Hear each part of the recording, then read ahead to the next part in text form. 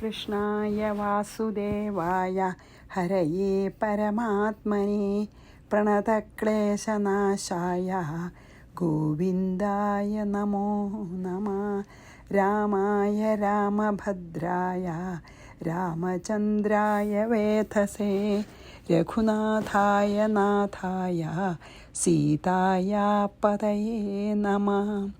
ശ്രീ സീത ലക്ഷ്മണ ഭരത ശത്രുഘ്ന ഹനുമൽ സമേത ശ്രീരാമചന്ദ്രസ്വാമിനേ നമഃ. യത്ര യത്ര രഘുനാഥകീർത്തനം തത്ര തത്ര കൃതമസ്തകാഞ്ജലിം ബാഷ്പവാരി പരിപൂർണലോചനം മാരുതിം നമത രാക്ഷസാന്തകം. നമ്മൾ 26 ചെയ്തത്. അതിൽ പറഞ്ഞു ബ്രഹ്മാണ്ടങ്ങളെ മുഴുവൻ ഉദരത്തിൽ വഹിക്കുന്ന ഭഗവാൻ എൻ്റെ ഈ ചെറിയ ഉദരത്തിൽ വന്ന് ഒരു മനുഷ്യജന്മം എടുത്തിട്ട്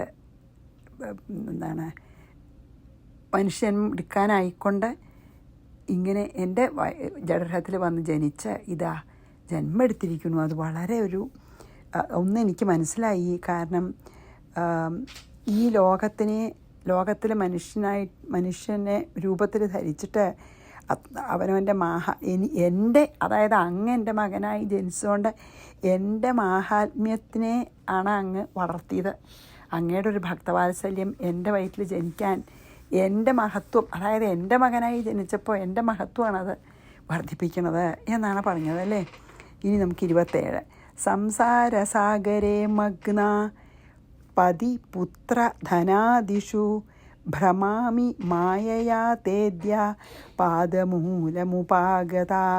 എന്താ പറയണത്? സംസാരസാഗരെ, ഈ സംസാരമാകുന്ന സമുദ്രത്തിൽ മഗ്ന മീൻസ് മുങ്ങിയിട്ട്, പതി പുത്ര ധനാദിഷു ഭർത്താവ് മക്കള് ധനം ഇതൊക്കെ മായ കൊണ്ട് ഭ്രമാമി ഞാൻ മായാമോഹിതയായിട്ടിരിക്കുകയാണ്.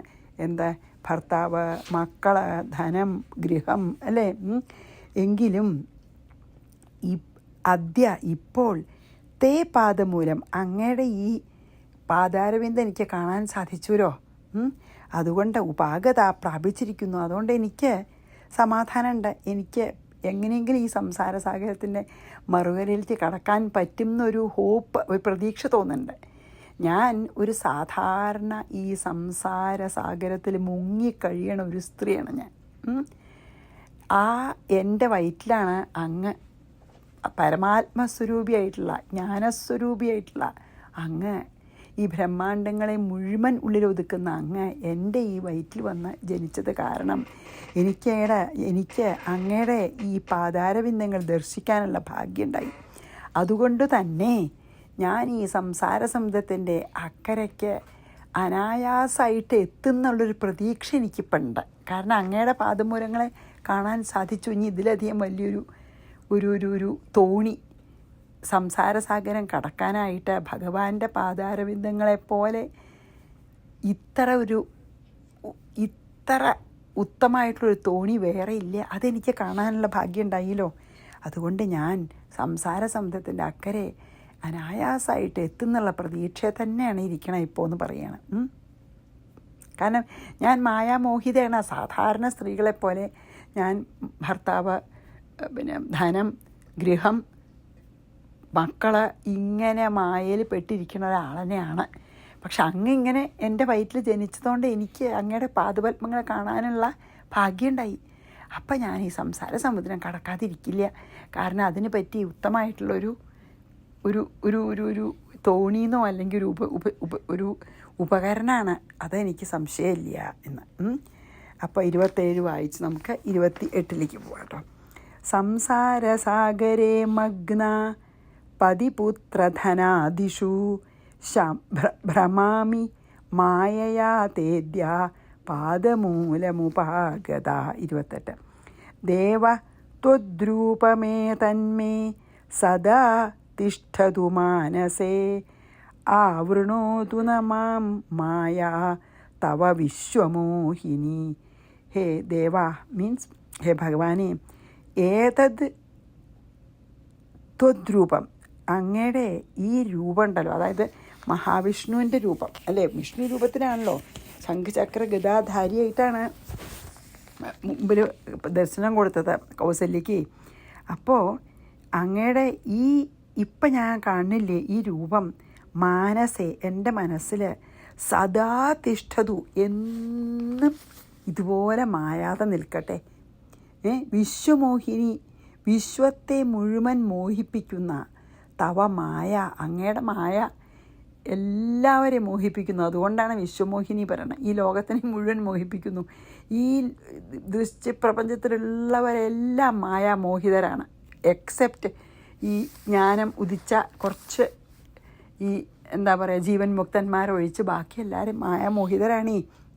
അതുകൊണ്ടാണ് വിശ്വമോഹിനി പറഞ്ഞത്. വിശ്വത്തിനെ മുഴുവൻ മോഹിപ്പിക്കാനുള്ള ശക്തിയുണ്ട്. മായ, അങ്ങയുടെ ഈ മായ മാം എന്നെ ന ആവൃണോതു, ആവരണം ചെയ്യാതിരിക്കണേ. അതാണ് പ്രാർത്ഥിക്കണം. എന്താ കൗസല്യ പ്രാർത്ഥിച്ചുണ്ടോ, അങ്ങിപ്പോൾ എനിക്ക് ഈ രൂപം കാണിച്ചെന്നല്ലോ, ഈ രൂപം ഉണ്ടല്ലോ ആ മഹാവിഷ്ണുവിൻ്റെ ആ ശംഖചക്ര ഗദാധാരിയായിട്ടുള്ള ആ രൂപം എൻ്റെ മനസ്സിൽ എപ്പോഴും തെളിഞ്ഞ് നിൽക്കണേ.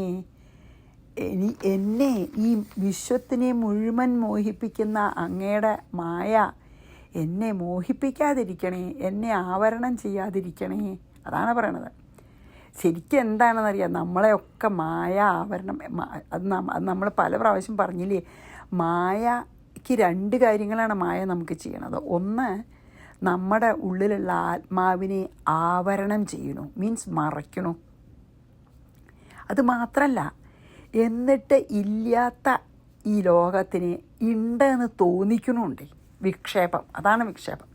മായയ്ക്ക് രണ്ട് ശക്തിയാണ്, ആവരണശക്തിയും വിക്ഷേപശക്തിയും. ആവരണം ചെയ്യണ ഏതിനെയാണ്? നമ്മൾ ശരിക്കും ആത്മാവാണ്, ആ ആത്മാവാണെന്ന് നമ്മളെ മറപ്പിക്കുകയാണ്. അപ്പോൾ ആത്മാവിൻ്റെ വെളിച്ചത്തിനെ ഇങ്ങോട്ട് മറയ്ക്കും, മായയാകുന്ന മറ. എന്നിട്ടോ അത് മാത്രമല്ല ചെയ്യുന്നുള്ളൂ, മറച്ചു എന്ന് മാത്രമല്ല, എന്നിട്ട് ഈ ഇല്ലാത്ത ലോകത്തിനെ അവിടെ പ്രതിഷ്ഠിച്ചിട്ട് ഇത് ഉണ്ടെന്ന് തോന്നിക്കുകയും ചെയ്യും. അതാണ് മായ. അതാണ് ആ വിശ്വമോഹിനിയാണ് ഈ വിശ്വത്തിനെ മുഴുവൻ. അപ്പോൾ എന്തായ കൗസല്യ പറഞ്ഞ വെച്ചാൽ, ഭഗവാനെ ഈ അങ്ങ് ഇപ്പം എനിക്ക് കാണിച്ചു തന്നില്ലേ ഈ ചതുർഭുജ വിഷ്ണുവിൻ്റെ രൂപം, അതെൻ്റെ മനസ്സിൽ എന്നും തെളിഞ്ഞു നിൽക്കണേ. അങ്ങയുടെ വിശ്വമോഹിനിയായിട്ടുള്ള മായ എന്നെ മോഹിപ്പിക്കാതിരിക്കണേ, അതിനെന്നെ അനുഗ്രഹിക്കണേ എന്ന്. ദേവ ത്വദ്രൂപമേ തന്മേ സദാ തിഷ്ഠതു മാനസേ, ആവൃണോതു നമാം മായ തവ വിശ്വമോഹിനി. വിശ്വമോഹിനിയാണ് മായ. പിന്നെയോ 29, ഉപസംഹര വിശ്വാത്മന്നദോരൂപമലൗകികം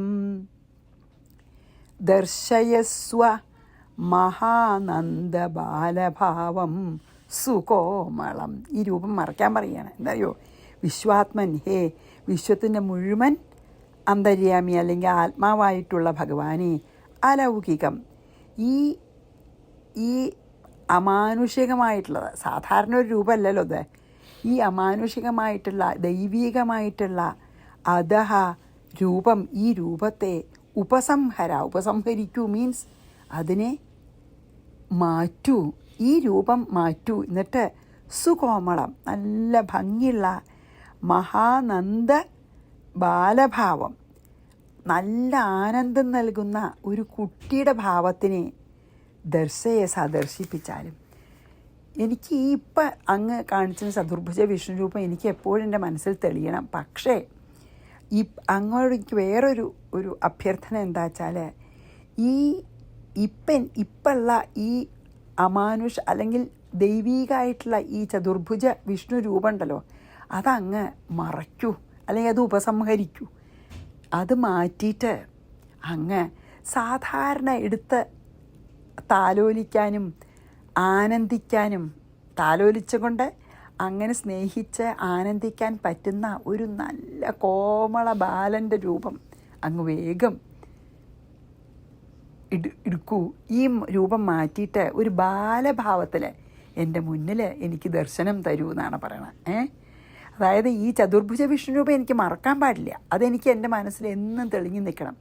പക്ഷേ ഒരു കുട്ടിയെ വളർത്തുന്നതിലുള്ള ആനന്ദവും ആ വാത്സല്യവും ഒക്കെ അനുഭവിക്കാനായിട്ട് അങ്ങ് ബാലഭാവത്തിൽ എനിക്ക് ദർശനം നൽകിയാലും, സാധാരണ കുട്ടികളെ പോലത്തെ ഒരു ബാലഭാവത്തിൽ എനിക്ക് ദർശനം നൽകൂ. കാരണം മഹാവിഷ്ണുവിൻ്റെ ഭാവത്തിലായാൽ ഒരു കുട്ടിയായിട്ട് വളർത്തി ആ കുട്ടിയെ വളർത്തുന്ന ആനന്ദവും കൗതുകവും വാത്സല്യവും ഒന്നും അനുഭവിക്കാൻ പറ്റില്ലല്ലോ. അതുകൊണ്ടാണ് പറഞ്ഞ അങ്ങനെ പിന്നെ എന്താണ് കൗസല്യ. അതായത് വളരെ കമനീയ ബാലനായിട്ട് എൻ്റെ മുമ്പിൽ പ്രത്യക്ഷപ്പെടൂ എന്നാണ് പറഞ്ഞത് കേട്ടോ. അപ്പോൾ ഉപസംഹര വിശ്വാത്മന്നതോ രൂപമലൗകികം ദർശയസ്വ മഹാനന്ദ ബാലഭാവം സുകോമളം. ഇനിയിപ്പോൾ എന്താ അറിയോ,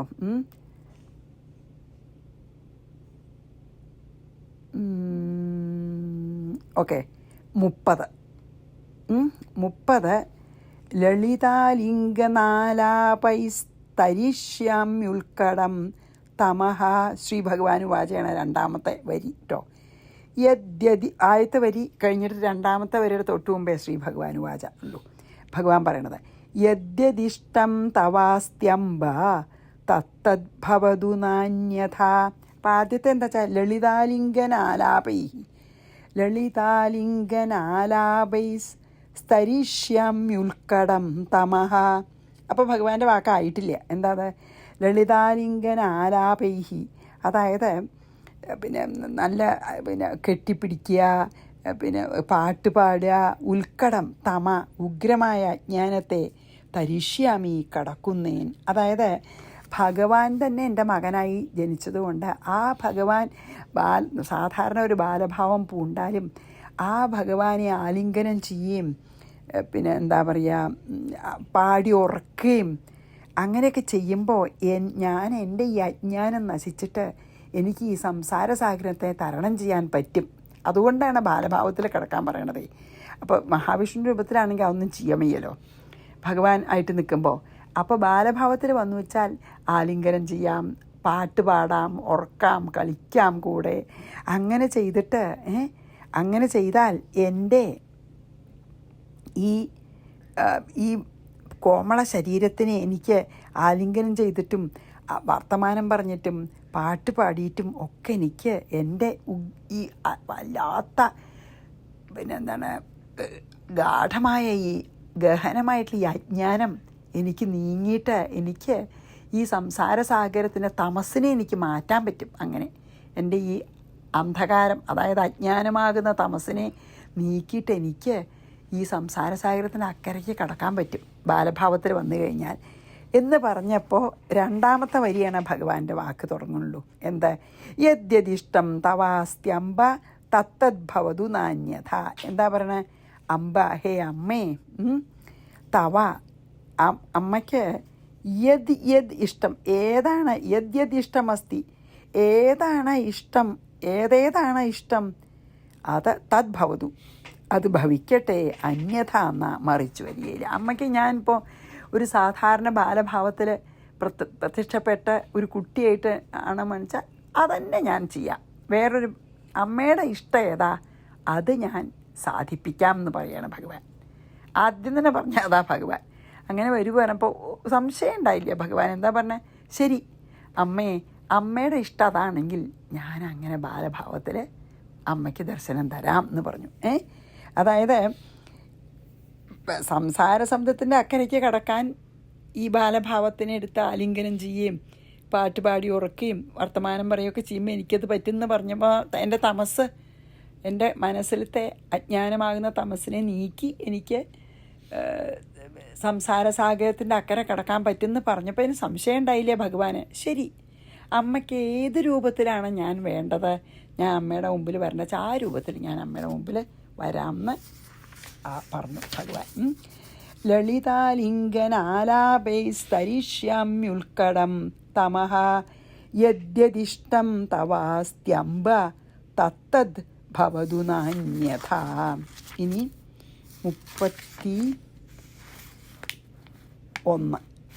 ഇപ്പം നമ്മൾ ചെയ്ത്, അതെ 30 ഭഗവാൻ. 31 കേട്ടോ. എന്താണ് ആഗ്രഹിച്ചാൽ ഞാൻ അതുപോലെ വരാമെന്ന്, അല്ലാതെ മറിച്ചൊരിക്കലും വരില്ല, പേടിക്കണ്ട എന്ന് പറയാണ്. അഹം തു ബ്രഹ്മണാ പൂർവം ഭൂമേർഭാരാപനുത്തയേ പ്രാർത്ഥിതോ രാവണം ഹന്തും മാനുഷത്വമുപാഗത. ഭൂമിയുടെ ഭാരാപനുത്തയെ, അതായത് ഭൂമിയുടെ ഭാരം തീർക്കാനായിട്ട്, ഭാരം അപനുത്തയെ, ഭാരത്തിനെ തീർക്കാനായിട്ട് രാവണം ഹന്തും, രാവണനെ കൊല്ലാനായിക്കൊണ്ട് ബ്രഹ്മാവിനാൽ പൂർവം പ്രാർത്ഥിതം അഹം തു, എന്നെ മുമ്പ് തന്നെ പ്രാർത്ഥിക്കപ്പെട്ട ഞാൻ മാനുഷത്വം, മനുഷ്യഭാവത്തെ ഉപാഗത പ്രാപിച്ചിരിക്കുന്നു. അപ്പോൾ എന്നോട് ബ്രഹ്മാവ് ഭൂമിദേവിയും കൂട്ടി വന്നപ്പോൾ പറഞ്ഞു, എങ്ങനെയെങ്കിലും ഭൂമിയുടെ ഭാരം, ഈ രാവണനെ പോലുള്ള രാക്ഷസന്മാർ കാരണം ഭൂമിയുടെ ഭാരം വല്ലാതെ കൂടിയിട്ടുണ്ട്. ആ ഭൂമി ഭാരം തീർക്കാൻ, ശിഷ്ടന്മാരെ രക്ഷിക്കാനും ദുഷ്ടന്മാരെ ശിക്ഷിച്ചും ഭൂമിയുടെ ഭാരം തീർക്കാൻ അങ്ങൊന്ന് അവതാരെടുക്കണമെന്ന് പറഞ്ഞത് പ്രകാരം ഞാൻ മനുഷ്യനായിട്ട് അവതരിക്കാൻ തീർച്ചയായും അതുകൊണ്ട് ഞാൻ മനുഷ്യരൂപം ഇതാ എടുത്തിരിക്കുന്നു പറയണം. ഭൂമിയുടെ ഭാരം തീർക്കാനേ രാവണനെ പോലുള്ള മറ്റു രാക്ഷസന്മാരെയൊക്കെ വധിക്കണം എന്ന് ബ്രഹ്മാവ് മുമ്പ് തന്നെ എന്നോട് അഭ്യർത്ഥിച്ചിരുന്നു. മനുഷ്യരൂപം സ്വീകരിച്ചിട്ട് വേണേനും, അതുകൊണ്ട് ഞാൻ മനുഷ്യരൂപം സ്വീകരിച്ച് ഞാൻ മനുഷ്യരൂപം എടുക്കാൻ നിശ്ചയിച്ചിരിക്കുന്നു. അതുകൊണ്ട് ഈ അമ്മയുടെ മകനായിട്ട് തന്നെ ഞാൻ ഈ ബാലരൂപത്തിനെ അംഗീകരിച്ച് ഇവിടെ അവതരിക്കുകയാണ് എന്ന് പറഞ്ഞു. ശരി പറഞ്ഞിട്ട് അതിന് കാരണം കൂടിയും പറഞ്ഞു കൗസല്യയോട്. രാവണനെ കൊന്ന് ഭൂമിയുടെ ഭാരം തീർക്കാനാണ്, അത് മനുഷ്യരൂപം എടുത്തിട്ട് വേണമെന്നും ബ്രഹ്മാവ് അഭ്യർത്ഥിച്ചായിരുന്നു. അതുകൊണ്ട് ഞാനിതാ അമ്മയുടെ മകനായി മനുഷ്യരൂപം എടുക്കണമെന്ന് പറഞ്ഞു. ഇനി അഹം തു ബ്രഹ്മണാ പൂർവം ബ്രഹ്മാവിനാൽ മുമ്പ് തന്നെ അഭ്യർത്ഥിക്കാം. ഭൂമേർഭാരാപനുത്തയേ പ്രാർത്ഥിതോ രാവണം ഹന്തും മാനുഷത്വമുപാഗത. ഇനി 32.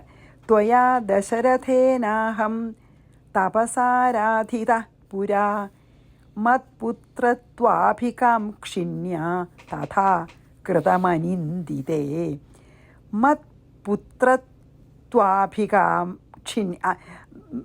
മൽപുത്രത്വം അഭികാംക്ഷിണ്യ എന്നാണ് കേട്ടോ. അതായത് ഞാൻ പുത്രനായിട്ട് ജനിക്കണമെന്ന് ആഗ്രഹത്തോടു കൂടിയ ത്വയാ ദശരഥേന, അതായത് കൗസല്യയാലും ദശരഥനാലും, ത്വയാ നീയും ദശരഥനും അമ്മയും ദശരഥന് അത് പ്രാർത്ഥിച്ചു. എന്ത്? ഞാൻ മകനായി ജനിക്കണമെന്ന്. പുരാ തപസ ആരാധിതം, എന്നെ പണ്ട് തപസ്സുകൊണ്ട് ഒരുപാട് ആരാധിച്ചിട്ടുണ്ട്. അനിന്ദിതേ, ഹേ പൂജ്യ, അതായത് ബഹുമാനപ്പെട്ടവളെ അമ്മോട് പറയണം. തഥാകൃതം, അപ്രകാരം ചെയ്തു. അതായത് ഈ എന്തിനാണ് ഈ മനുഷ്യൻ്റെ രൂപത്തിൽ ഇവിടെ വന്ന് ജനിച്ചതെന്നുള്ളത് തന്നെ എക്സ്പ്ലെയിൻ ചെയ്യാണ് ഭഗവാൻ തന്നെ. ഹേ വളരെ ബഹുമാനപ്പെട്ട മാതാവേ, പൂർവ്വജന്മത്തിൽ, ഈ ജന്മത്തിലല്ല, പൂർവ്വജന്മത്തിൽ കശ്യപനായിരുന്നു എന്നാണ് പറഞ്ഞത് ദശരഥൻ, അല്ലേ? എന്തായാലും പൂർവ്വജന്മത്തിൽ ദശരഥനും അമ്മയും ഞാൻ തന്നെ പുത്രനാകണേ എന്ന് പറഞ്ഞ് ഒരുപാട് തപസ് നിങ്ങൾ ചെയ്തു. ആ തപസ് ചെയ്ത് എന്നെ ഭജിച്ചതിൻ്റെ ഫലമായിട്ടാണ് ഞാനിപ്പോൾ നിങ്ങളുടെ മകനായിട്ട്, മനുഷ്യനായിട്ട് ഞാനിപ്പോൾ ഞാൻ വന്നത്. മാത്രമല്ല, എന്തുകൊണ്ടാണ് ഞാനിപ്പോൾ എൻ്റെ ശരിക്കുള്ള സ്വസ്വരൂപം, അതായത് ആ ചതുർഭുജ വിഷ്ണുരൂപം കാണിച്ചു വെച്ചാൽ നിങ്ങളുടെ തപസ്സിൻ്റെ ശക്തി കൊണ്ടാണത്. നിങ്ങൾ രണ്ടാളും അത്ര തപസ് ചെയ്തു കഴിഞ്ഞ ജന്മം. അതുകൊണ്ടാണ് ഞാൻ ആ സത്യസ്വരൂപത്തിനെ കാട്ടിത്തന്നത് അമ്മയ്ക്ക്. ഇപ്പം അമ്മ അത് മറയ്ക്കാൻ പറയണ്ട, ഞാൻ മറയ്ക്കാം. പക്ഷേ എന്തുകൊണ്ടാണ് ഞാൻ ഭൂമിയിൽ വന്നതെന്നും രാവണനെയും അതുപോലെയുള്ള ദുഷ്ടന്മാരെയും വധിച്ച് ശിഷ്ടന്മാരെ രക്ഷിച്ച് ഭൂമിഭാരം തീർക്കാനാണ് ഞാൻ വന്നത്. അതുമാത്രമല്ല, എന്തുകൊണ്ട് അമ്മയുടെ വയറ്റിൽ ജനിച്ചു? കാരണം അമ്മയും ദശരഥനും കഴിഞ്ഞ ജന്മത്തിൽ ഞാൻ തന്നെ മകനായി ജനിക്കണേ എന്ന് പറഞ്ഞ് വളരെ തീവ്രമായിട്ടുള്ള തപസ് ചെയ്തിട്ടുണ്ട്. അതിൻ്റെ ഫലമായിട്ടാണ് ഇപ്പം ഞാൻ മകനായി ജനിച്ചത്.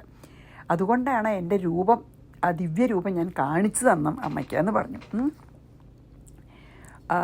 ത്വയാ ദശരഥേനാഹം, അങ്ങയാലും അല്ല അമ്മയാലും നിന്നാലും ദശരഥനാലും തപസാരാധിത പുരാ, പണ്ട് തപസ്സുകൊണ്ട് ആരാധിക്കപ്പെട്ടിട്ടുണ്ട് ഞാൻ.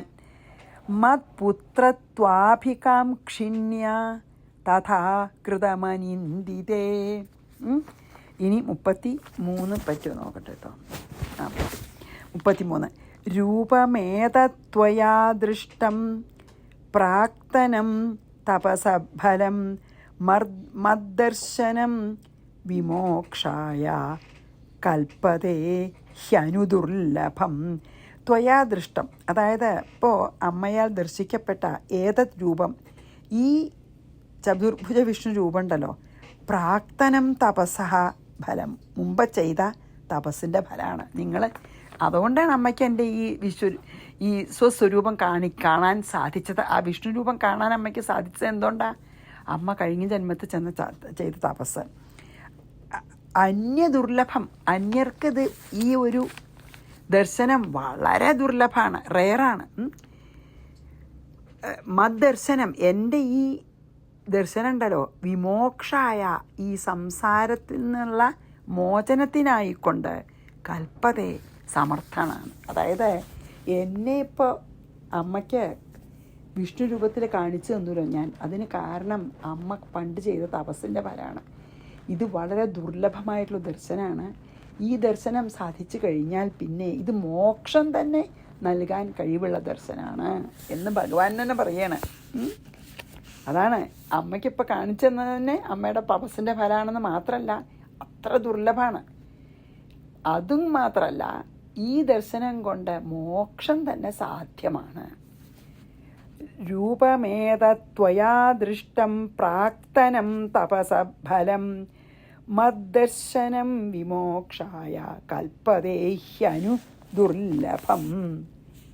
ഹ്യന്യദുർലഭം, അന്യദുർലഭമാണ്. അന്യദുർലഭം അന്യദുർലഭം അന്യദുർലഭം എന്ന് പറയാനില്ല, അത്ര ദുർലഭമാണ്.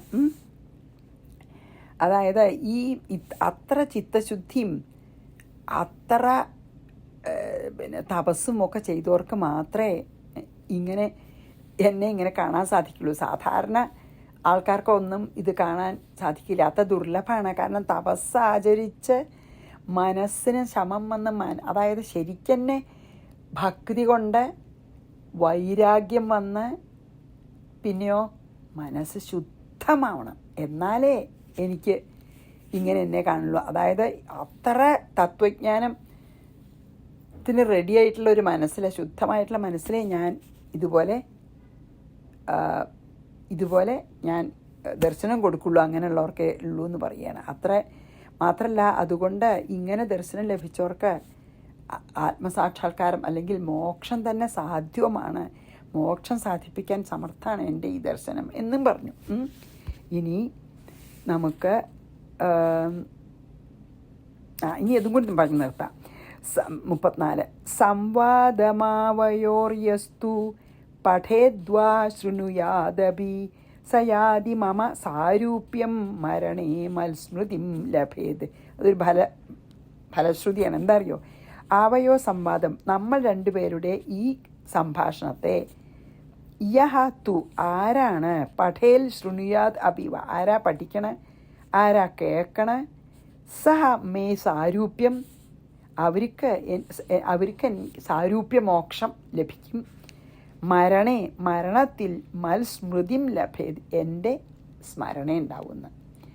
ഈ ഭഗവാൻ തന്നെ പറയാണ്, ഞാനും കൗസല്യാദേവി, അമ്മയായിട്ടുള്ള കൗസല്യാദേവിയും കൂടിയിട്ടുള്ള ഈ സംഭാഷണം ഉണ്ടല്ലോ, ആരാണ് ഭക്തിയോടെ പഠിക്കുകയും ആരാണ് ഭക്തിയോടെ കേൾക്കുകയും, പഠിക്കുക പറഞ്ഞാൽ പറയാമെന്നോ എന്താ ചാവാം, ഭക്തിയോടെ പഠിക്കുകയും ആരാണ് ഭക്തിയോടെ കേൾക്കുകയും ചെയ്യുന്നത്, അവർക്ക് സാരൂപ്യമോക്ഷം ലഭിക്കും.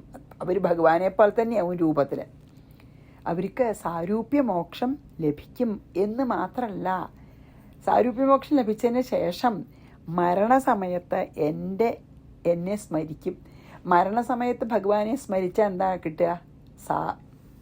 ആയുജ്യം തന്നെ കിട്ടും ചെയ്യും. അതുവരെ സാരൂപ്യം കിട്ടും. മരണസമയത്ത് സായുജ്യം തന്നെ കിട്ടുന്നർത്ഥം. മോക്ഷം അതാണല്ലോ. 4 തരണ്ടല്ലോ: സാരൂപ്യം, സാലോക്യം, സാമീപ്യം, സായുജ്യം. സാരൂപ്യം എന്ന് പറഞ്ഞാൽ ഭഗവാനെ പോലെ കണ്ടാൽ, അതാണ് വിഷ്ണു പാർഷദന്മാരൊക്കെ അങ്ങനെയാണല്ലോ. വൈകുണ്ഠത്തിലെല്ലാവരും ഭഗവാൻ തന്നെ തോന്നും. ഭഗവാൻ അല്ലെങ്കിൽ ഭഗവാന്റെ മിക്ക ലക്ഷണങ്ങളും ഉണ്ടാവും. അങ്ങനെയാണ്. അപ്പോൾ സാരൂപ്യം കണ്ട ഭഗവാനെ പോലെ ഇരിക്കണവരെയാണ്, അതിനാണ് സാരൂപ്യ മോക്ഷം. സാലോക്യം എന്ന് പറഞ്ഞാൽ സെയിം ലോകത്തിൽ വൈകുണ്ഠത്തിൽ തന്നെ ജീവിക്കുക, അതാണ് സാലോക്യം. സാമീപ്യം എന്ന് പറഞ്ഞാൽ ഭഗവാന് സേവ ചെയ്യുക, കൈങ്കര്യം ചെയ്യാൻ പറ്റും. അതായത് ഭഗവാന്റെ ഭൃത്യനായിട്ട് എല്ലാം ചെയ്തു കൊടുക്കുന്ന ആളായിട്ട്, അതാണ് സാമീപ്യം. അടുത്ത് എന്നാലല്ലേ പറ്റുള്ളൂ അത്. ഇപ്പോൾ വൈകുണ്ഠത്തിൽ തന്നെ അനവധി ആൾക്കാരുണ്ട്. എല്ലാവരും ഭഗവാനെ ഓരോന്ന് ചെയ്തു കൊടുക്കാവില്ല. ചിലർ ഓരോരുത്തർ ഓരോന്ന് ചെയ്യുമ്പോൾ ജൈവജയന്മാർ വാതിൽ പിന്നെ ഗാർഡ്സായിട്ടല്ലേ നിന്നിരുന്നത്. അതുപോലെ ഓരോരുത്തർക്കും ഓരോ കാര്യങ്ങളാവും ചെയ്യണം. പക്ഷേ ഭഗവാന്റെ അടുത്ത് ചെന്ന് ഭഗവാനെ ശുശ്രൂഷിക്കുന്നവരൊക്കെയാണ് സാമീപ്യ മോക്ഷമുള്ളവർ. മറ്റത് സാലോക്യം, ആ സെയിം ലോകത്തിലാണ്. ചിലർക്ക് സാരൂപ്യം മാത്രമേ ഉള്ളൂ, അത് സെയിം ലോകത്തിലല്ലാണ്ടേയും സാരൂപ്യം ഉണ്ടാവാം എന്നാണ് പറയുന്നത്. പിന്നെ ഏറ്റവും അവസാനം ഭഗവാനിൽ ലയിക്കുക, ഭഗവാനായിട്ട് ഒന്നാവുക, അത് സായുജ്യം. അപ്പം ഇതിൽ പറഞ്ഞ എന്താ വെച്ചാൽ, ഈ ഒരു സംഭാഷണം ഭഗവാൻ പറയുകയാണ്, ഞാനും അമ്മയും കൂടിയിട്ടുള്ള സംഭാഷണം ആരാണ് പഠിക്കുകയെ ശ്രദ്ധയോടെ കേൾക്കുക ചെയ്യണേ, അവർക്ക് സാരൂപ്യ മോക്ഷം ലഭിക്കുന്ന മാത്രമല്ല, മരണസമയത്ത് തന്നെ അവർക്ക് നല്ല സ്മരിക്കാനും പറ്റും എന്ന് പറഞ്ഞ് നമുക്കിവിടെ നിർത്താം. സംവാദമാവയോർ യസ്തു പഠേദ്വാ ശൃണുയാദപി സയാതി മമ സാരൂപ്യം മരണേ മൽസ്മൃതിം ലഭേത്. ശ്രീകൃഷ്ണാർപ്പണമസ്തു. സർവത്ര ഗോവിന്ദനാമസങ്കീർത്തനം. ഗോവിന്ദ ഗോവിന്ദ. ശ്രീ സീതാലക്ഷ്മണ ഭരതശത്രുഘ്ന ഹനുമൽ സമേത ശ്രീരാമചന്ദ്രസ്വാമിനേ നമഃ.